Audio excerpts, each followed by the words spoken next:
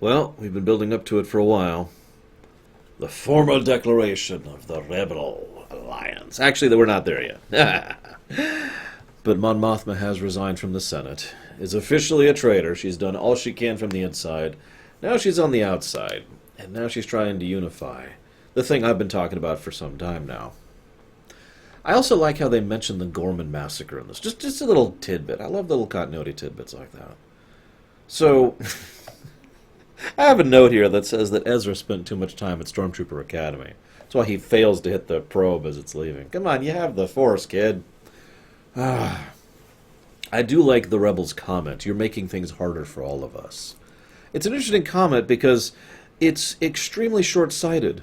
And I'm not saying that as an insult, but rather, I mean, I guess I am, but an in-character insult rather than an out-of-character insult. In other words, that most of the Rebel cells, and I've mentioned this problem before, are simply too zoomed in. They're focused on what they need to do for their system or their sector or their planet. Maybe even they're just their town or city. And they're not thinking about the grander scope of things. So when they see someone make a big hit, that's not cause for celebration. That's cause for irritation. Now the Imperials are going to lock down even more. Great.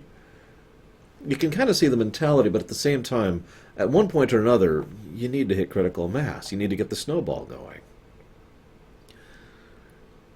I do like how Mothma wants to personally be involved in this. That she wants to actually be out there amongst the people doing it.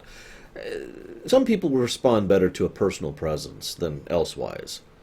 I know that sounds stupid, but I'm sure you understand what I mean since I'm sitting here talking to you with my camera on. There are plenty of people out there who do audio casts or just have edited footage up here or whatever, and it's just not as personal, is it? The fact that you can literally see me, see my actions, see my reactions, see how I just kind of lean on my chair every now and again, or I just kind of go every now and again. It's more real, right? I mean, this is really me. I've said this many times. I don't have a persona like a lot of YouTubers and streamers have. But I'm sorry, I don't want to talk about myself. What I want to talk about is Mon Mothma, because that's what she's effectively doing.